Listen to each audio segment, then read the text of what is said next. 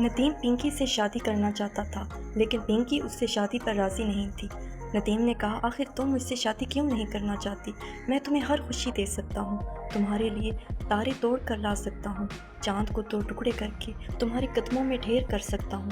عزت، دولت، شہرت، آرام، آسائش، نوکر چاکر، جو تم مانگو تمہارے لیے حاضر ہوگا، بس ایک بار مجھ سے شادی کے لیے ہاں کہہ دو۔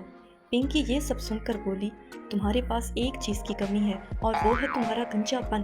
مجھے گنجے مردوں سے نفرت ہے، میں تم سے کیسے شادی کر سکتی ہوں؟ ندیم نے یہ جواب سنا تو سر پکڑ کر بیٹھ گیا اور بولا، ٹھیک ہے، 1 مہینے بعد تم میرے گھنے بال دیکھو گی، یہ میرا تم سے وعدہ ہے۔ یہ کہہ کر ندیم گھر چلا گیا، بال گھنے کرنے کی ترکیبیں سوچنے لگا۔ اس نے بادام اور اخروٹ کھانا شروع کر دیا، ہر روز سر پر تیل کی مالش کرتا تھا، اس کے علاوہ دن میں 3 بار رگڑ کر کنگھی کرتا تھا، لیکن بال ٹس سے مس نہ ہوئے۔ آخر کار ندیم ویگ والی دکان پر پہنچا اور اپنے لیے ایک ویگ پسند کی۔ ویگ کو سر پر لگا کر سیدھا پنکی کے پاس گیا اور پنکی اس کے گھنے بال دیکھ کر بہت خوش ہوئی اور اس نے شادی کا فیصلہ کر لیا۔ جلد ہی دونوں کی شادی ہو گئی۔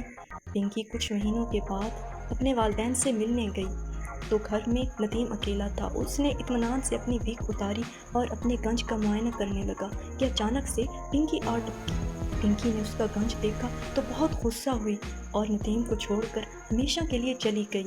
ندیم کو اپنے جھوٹ کی سزا مل گئی اور اس کے ہاتھ کچھ نہ آیا۔ سچ کہتے ہیں، جھوٹ کا انجام برا